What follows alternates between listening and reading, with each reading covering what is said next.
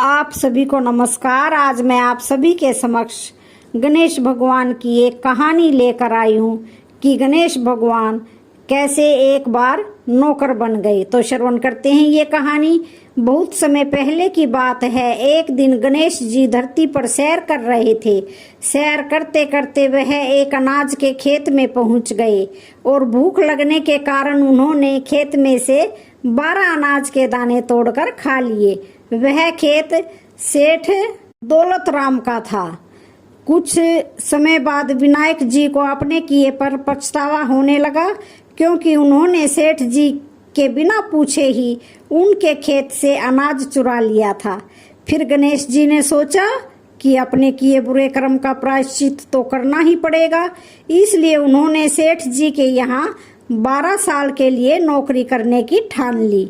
उसके बाद अगली ही सुबह विनायक जी 13 से 14 साल के एक लड़के का रूप लेकर नौकरी मांगने के लिए दौलत राम सेठ के घर पहुंचे और उन्होंने सेठ जी को अपना नाम गणेशा बताया।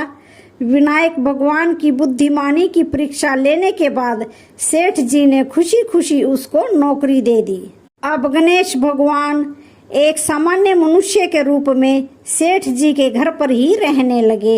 एक दिन सेठ जी की पत्नी शाम के समय घर का काम खत्म करने के बाद राख से हाथ धोने जा रही थी।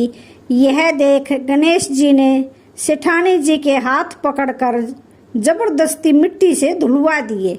गणेश जी की इस हरकत से सेठानी आग बबूला हो गई और उन्होंने सेठ जी के कमरे में जाकर गणेशा की शिकायत कर दी। सब कुछ सुनने के बाद सेठ दौलत राम ने गणेशा को बुलाया और इस हरकत का कारण पूछा। गणेश जी बोले कि सेठानी शाम के समय राख से हाथ धो रही थी और ऐसा करने से घर की लक्ष्मी नाराज होकर चली जाती है, इसलिए मैंने उनके हाथ मिट्टी से धुलवाए। इससे घर पर माता लक्ष्मी की कृपा बनी रहती है। यह सब सुनकर सेठ जी ने सोचा, गणेशा की सोच तो बड़ी अच्छी है। उसके कुछ दिन बाद कुंभ मेले का शुभ अवसर आया। सेठ जी ने गणेशा को बुलाया और कहा, सेठानी जी को कुंभ मेले में स्नान करा लाओ। अब सेठानी और गणेशा स्नान करने के लिए मेले में पहुंच गए। वहां पहुंचने के बाद सेठानी नदी के किनारे बैठकर नहाने लगी। उन्हें ऐसा करते देख गणेशा दौड़ कर आए और सेठानी जी के दोनों हाथ पकड़कर उन्हें नदी के अंदर ले गए। उनसे पानी में डुबकी लगवाई और फिर किनारे पर ले आए।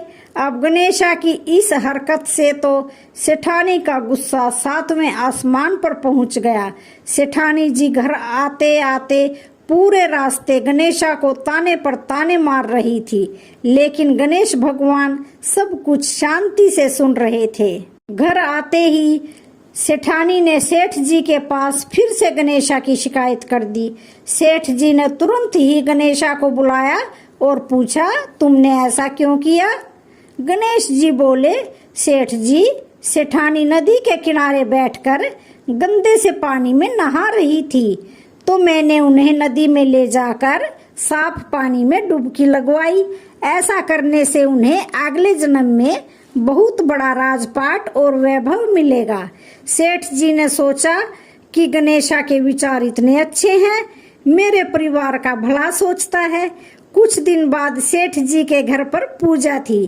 पंडित जी के आने के बाद सेठ जी ने गणेशा से कहा, जाओ और सेठानी जी को बुला कर लाओ। सेठ जी की आज्ञा अनुसार गणेश जी सेठानी को बुलाने चले गए। उस वक्त सेठानी काली चुनरी ओढ़कर कमरे से बाहर आ रही थी। यह देखते ही विनायक जी ने वह काली चुनरी उतारकर फाड़ दी और कहा कि पूजा के लिए लाल रंग की चुनरी ओढ़कर आइए। अब सेठानी बहुत ज्यादा नाराज हो गई और गणेशा पर चिल्लाने लगी। आवाज सुनकर सेठ जी वहां पर भागते हुए आए और पूछा कि क्या हुआ? तब सेठानी बोली, गणेशा ने मेरी चुनरी फाड़ दी। फिर सेठ जी ने भी गणेशा को बहुत डांटा। जवाब में गणेश जी ने कहा कि सेठ जी, पूजा में कभी काला वस्त्र नहीं पहनते, इससे शुभ काम सफल नहीं होते हैं, इसलिए मैंने ऐसा किया। सेठ जी ने सोचा कि गणेशा तो बहुत ही समझदार है। इसी तरह लीला रचाते हुए उसी घर में गणेश जी को 12 साल हो गए। फिर एक दिन सेठ जी ने नया कारोबार शुरू करने से पहले घर में पूजा रखी थी। पूजा करते करते उनको याद आया कि पूजा की सामग्री में गणेश भगवान की मूर्ति तो है ही नहीं।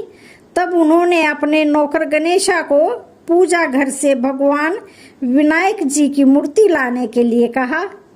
गणेशा बोला कि मुझे ही मूर्ति समझकर पूजा में विराजमान कर लो, आपके सारे शुभ काम सफल हो जाएंगे। यह बात सुनकर सेठ जी गुस्सा हो गए और बोले, गणेशा तुम अब तक सेठानी से मजाक करते थे, अब मुझसे भी करने लगे हो।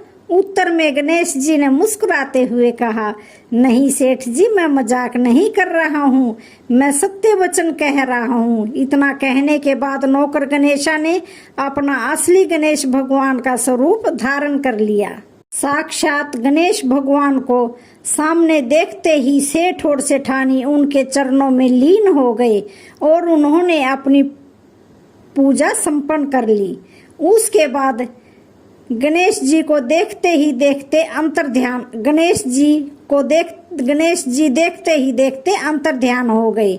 बाद में सेठ और सेठानी को बहुत पछतावा होने लगा कि स्वयं भगवान हमारे घर नौकरी कर रहे थे और हमने उनके साथ कितना बुरा व्यवहार किया, उनसे बहुत सारा काम कराया। यह सोच सोच कर दोनों दुखी होने लगे। फिर उसी रात सेठ और सेठानी के सपने में गणेश भगवान प्रकट हुए और उन्हें समझाया कि मैंने 12 साल पहले तुम्हारे खेत से 12 अनाज के दाने बिना पूछे तोड़ लिए थे और उसी कर्म का दोष दूर करने के लिए मैं 12 साल से तुम्हारे घर नौकरी कर रहा था। अगले ही दिन से सेठ जी पर गणेश भगवान की माया हो गई। उनका व्यापार दिन दोगुना और रात चौगुनी तरक्की करने लगा। दौलतराम सेठ जी के जीवन की काया ही पलट गई।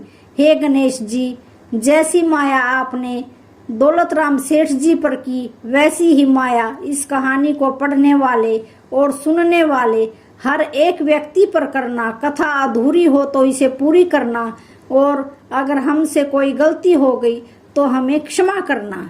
इस कहानी को गणेश जी के व्रत के बाद पढ़ना शुभ माना जाता है। तो बोलिए श्री गणेश जी भगवान की जय। तो आज की कहानी का यहीं पर समापन होता है। वीडियो अच्छी लगे तो चैनल को लाइक शेयर सब्सक्राइब जरूर करें। धन्यवाद।